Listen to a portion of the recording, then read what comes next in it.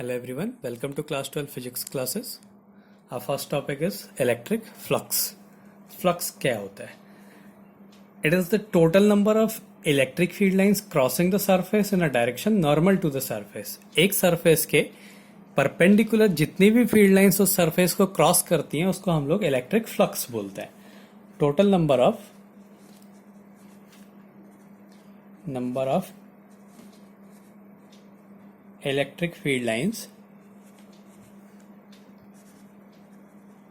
crossing the surface in a direction normal to the surface. ये होता है electric flux. Suppose ये एक सरफेस है, ये इलेक्ट्रिक फील्ड लाइंस है. इसमें एक छोटा सा सरफेस हमने कंसीडर करा और माना वो सरफेस इलेक्ट्रिक फील्ड लाइन से, ये छोटा सा जो इस सरफेस का एरिया वेक्टर है वो इलेक्ट्रिक फील्ड लाइन से थीटा एंगल बना रहा है. तो डेफिनेशन में मैंने बोला कि जो इलेक्ट्रिक फ्लक्स होता है वो number of electric field lines जो कि उस सरफेस के परपेंडिकुलर है उसको लेना है.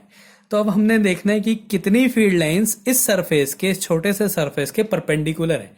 तो उसके लिए या तो हम इलेक्ट्रिक फील्ड लाइंस को एरिया वेक्टर के पैरेलल करते हैं या एरिया वेक्टर को इलेक्ट्रिक फील्ड लाइंस के पैरेलल करते हैं, क्योंकि ये एरिया वेक्टर है. एरिया वेक्टर हमेशा सरफेस के परपेंडिकुलर होता है. अब मैं कह रहा हूं कि इलेक्ट्रिक फील्ड भी उसके परपेंडिकुलर है. इसका मतलब कि एरिया वेक्टर और इलेक्ट्रिक फील्ड एक दूसरे के पैरेलल है. माना ये एक सरफेस है, इसमें ये इलेक्ट्रिक फील्ड है, ये इसका एरिया वेक्टर है. सपोज ये एरिया वेक्टर इस सरफेस के परपेंडिकुलर होगा.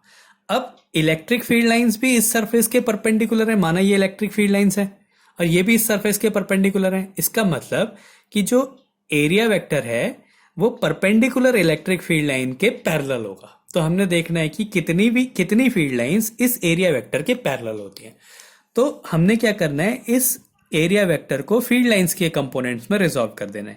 तो ds का इलेक्ट्रिक फील्ड लाइंस के डायरेक्शन में कौन सा वेक्टर होगा? ds cos थीटा, क्योंकि ये एंगल थीटा है, ये हॉरिजॉन्टल हमेशा cos कंपोनेंट होता है. और जो फ्लक्स होता है वो हमेशा उस एरिया वेक्टर के डायरेक्टली उस जो एरिया वेक्टर है जो उस डायरेक्शन में, इलेक्ट्रिक फील्ड की डायरेक्शन में, उसके डायरेक्टली प्रोपोर्शनल होता है. ds cos थीटा और इलेक्ट्रिक फील्ड के भी डायरेक्टली प्रोपोर्शनल होता है. तो d phi equals proportional to E ds cos theta. इस प्रोपोर्शनलिटी के साइन को हटाते हैं, एक कांस्टेंट यूज होगा जिसकी वैल्यू 1 होती है, ई ds cos थीटा. अब हमें पता है कि a dot B equals to A B cos theta होता है. तो इसलिए हम ई ds cos थीटा को e डॉट ds भी लिख सकते हैं. तो d phi equals to E dot ds. ये हो गया. अब हमने अगर बहुत बड़े एरिया के लिए लेना है तो हमने छोटे से एरिया के लिए निकाला, तो इसका हम लोग इंटीग्रेशन कर देंगे. तो phi equals to line integral, ये लाइन इंटीग्रल एक क्लोज्ड सरफेस के लिए लिया जाता है. Line integral D phi equals to line integral E dot ds और phi equals to line integral E dot ds. जो फ्लक्स होता है वो एक स्केलर क्वांटिटी है. स्केलर क्वांटिटी है क्योंकि ये डॉट प्रोडक्ट से बन रही है. और जो इसकी यूनिट होती है वो होती है न्यूटन मीटर स्क्वायर पर कूलम होती है. ये हमारा फर्स्ट टॉपिक है. इसके बाद हमारा सेकंड टॉपिक है Gauss theorem.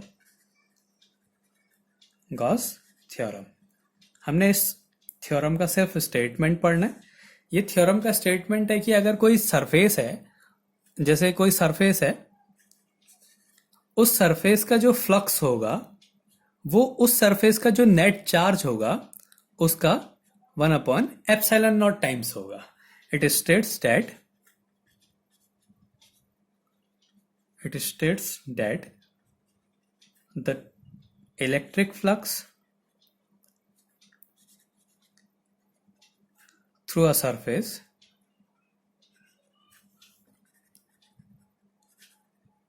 is equal to 1 upon epsilon naught times the net charge q of the surface। ऐसी कोई सरफेस है, उसका नेट चार्ज क्यू है, तो उसका जो इलेक्ट्रिक फ्लक्स होगा phi equals to net charge का 1 अपॉन एप्सिलॉन नॉट टाइम्स होगा। ये गॉस थ्योरम है। इसकी आगे के वीडियोस में हम एप्लीकेशंस पढ़ेंगे कि गॉस थ्योरम से कैसे हम लोग इलेक्ट्रिक फील्ड फाइंड करते हैं। उसके लिए हमें 2-3 चीजें पता होनी चाहिए कि लीनियर चार्ज डेंसिटी क्या होती है। लीनियर चार्ज डेंसिटी एक लाइन चार्ज में जितने चार्जेस होते हैं, एक लाइन में जितने चार्जेस होते हैं उसको हम लोग लीनियर चार्ज डेंसिटी कहते हैं। इसको लैम्डा से रिप्रेजेंट करते हैं, lambda equals to Q upon L उस लाइन में। तो इसको बोलते हैं हम लोग लीनियर चार्ज डेंसिटी, चार्ज पर यूनिट लाइन। दूसरा होता है surface charge density. Surface charge density, surface charge density को हम लोग सिग्मा से रिप्रेजेंट करते हैं। Sigma equals to Q upon charge पर यूनिट एरिया या चार्ज पर यूनिट सरफेस। तो एरिया को ले लेते हैं हम लोग ए या एस, तो ये हो गया सरफेस चार्ज डेंसिटी। इसके बाद होता है volume charge density. Volume charge density इसको हम लोग रो से रिप्रेजेंट करते हैं। रो इक्वल्स टू चार्ज पर यूनिट वॉल्यूम। एक यूनिट वॉल्यूम में जितने चार्जेस होते हैं उसको हम वॉल्यूम चार्ज डेंसिटी कहते हैं। इनको हम आगे के वीडियोस में यूज करेंगे। अगर हम लाइन चार्ज कहीं पे कंसीडर करते हैं, वहां पे हम क्यू की वैल्यू लैम्डा एल लिखेंगे।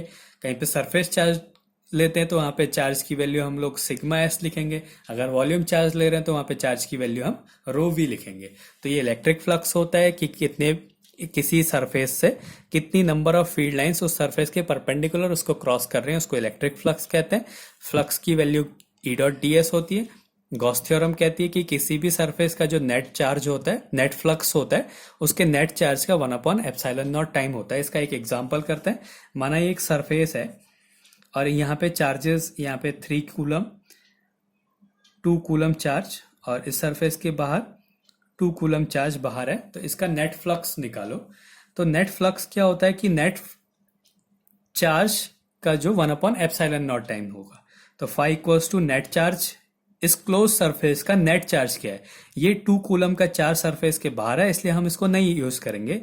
तो 3 + 2 5 कूलम इसका चार्ज है और अपॉन एप्सिलॉन नॉट, ये इस सरफेस का नेट फ्लक्स हो गया। तो इस तरीके से हम लोग इसके न्यूमेरिकल्स को सॉल्व करते हैं।